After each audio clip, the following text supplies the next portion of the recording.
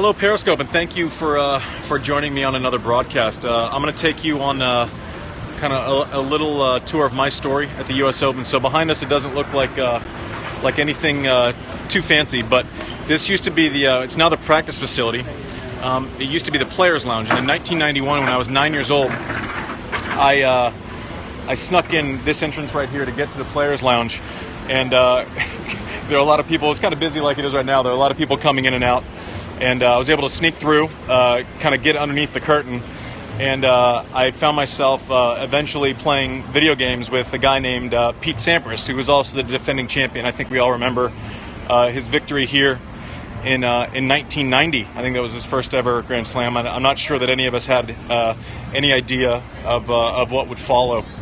So now as we make our way through the grounds, I'm going to point it out a little bit and give you some context of where we're actually at on the grounds.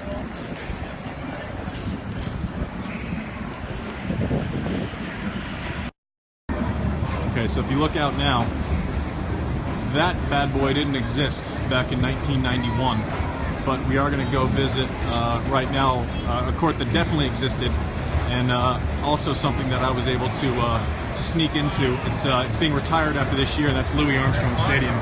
So this is the courtyard. You can see where all the food happens. There's some crazy stuff. Court 11 is over there. So this is just before kickoff of Serena Williams' match. So you see a lot of people getting food, getting ready for the night's matches. It's actually a pretty cool deal. And in a second, sorry if the music's loud, but I can't ask them to stop. That's kind of the vibe of the U.S. Open. We're soon going to come up on Louis Armstrong Stadium, which obviously before Arthur Ashe Stadium was built, was the center court. So all the matches you saw with McEnroe and Lendl through the years, and Jimmy Connors, and the first times that Edberg won, first time Peak won, the first time Agassi won, all happening at that venue right there in the distance. You can see it above the tent tops, which is a pretty cool deal. I actually didn't get to play out there too much, but it's kind of sentimental for a lot of players today because they had a lot of history on that court, and that's where the U.S. Open was pretty much made. Because of the quality of tennis that took place in that building, made that building. So just to give you a little context of how close they actually are, pretty cool little deal we got there. And you guys wouldn't know it from where you're sitting, but it smells amazing. It's like a combination of like nachos and Cinnabons. It's absolutely fantastic. So, and I don't know what those guys are.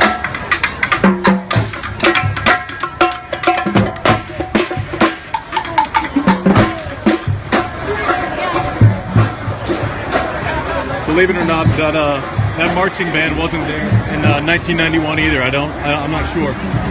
But one of the cool things about being able to walk around out here now is that underneath Arthur Ashe Stadium, there's a big hallway that kind of goes underneath, and makes it easy to get out to Louis Armstrong or the practice court. So you won't see a lot of the top players actually walking through the grounds. They kind of walk around in the hollows of the stadium and kind of get where they're going. So for a good decade, a good 10 years, I didn't really walk out here much. You don't get to experience the atmosphere. When you're playing a night match, you kind of just sit down below in the dungeon, and then all of a sudden you're waiting to go play out there, but you don't really get to see the festive part or the business part or kind of the fan experience of the U.S. Open. So it's cool to be able to kind of take this walk with you now.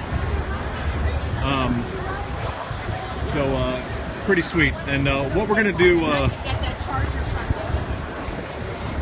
now is head over to a court that has some special significance with me personally. The first time I ever played a singles match in the juniors in the U.S. Open was on court 13, and so we're gonna head over there now. And I guess the most famous match I played on court 13 was we were supposed to play at Louis Armstrong, which we saw just. So that's Ashe. Armstrong's back there. But one of the more famous matches, I was supposed to play David Ferrer in the what was it, the round of 16 in 2011, and they were having court issues, and the court kept leaking through the bottom, and so you know, I was able to see this. I saw it while we were warming up. There was water coming through the bottom of the court, and it was you know, it was calling, so I might have gone out of the shot for a second. Anyway, so we went back in the locker room, and the powers that be down in the dungeon and the referee said, listen, we're going to fix the problem. I said, it's going to be tough to fix a problem that's coming from underneath the court. This isn't one of the deals where you can just kind of put a Band-Aid on it and be done with it.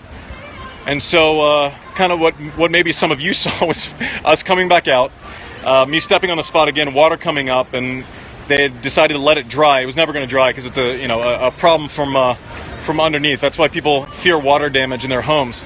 Anyway, so we were stuck. There was a match going on in Nash, match going on in Grandstand, round of 16 match. I was the number 1 American at the time, playing another guy in the top 10 in the world.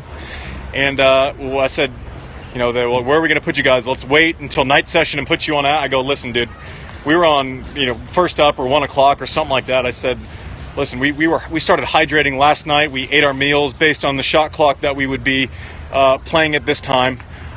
We can't throw our schedule completely off and our preparation completely off. What court is open? So they said, well, it's too small. Court 13. It only holds so many people. So this is court 13, where I played David Ferrer. We played a round of 16 match out of the US Open, and coincidentally, it was actually the same place I played my first ever junior match. So I looked at David. I said, "Listen, are you okay with it if we go play?" I go, "I don't really care where we play. You know, the lines are the same distance everywhere." And David's the best guy ever. You know, all he wants to do is get out there and and just do some battles. So. We came out here, we played a tough 4-setter. I won that day. So it has a lot of history for me out, and I actually haven't been back here since that match. So that was, 5 years ago now. But this is kind of where my US Open career started, so it'll always hold a special place for me. We're going to head to the other side of the US Open here in a second. I'll be right back after I finish up the story. So this is a very familiar place for me. Tons of improvements on the other side of the US Open. We're going to head over to the Grey Goose Bar by the new Grandstand court, which I'm used to the old one, so I feel like the old guy here now because I don't know my way around. But we'll be right back at the Grey Goose Bar and make a honeydeuce and chat some more there. Thanks for walking with me.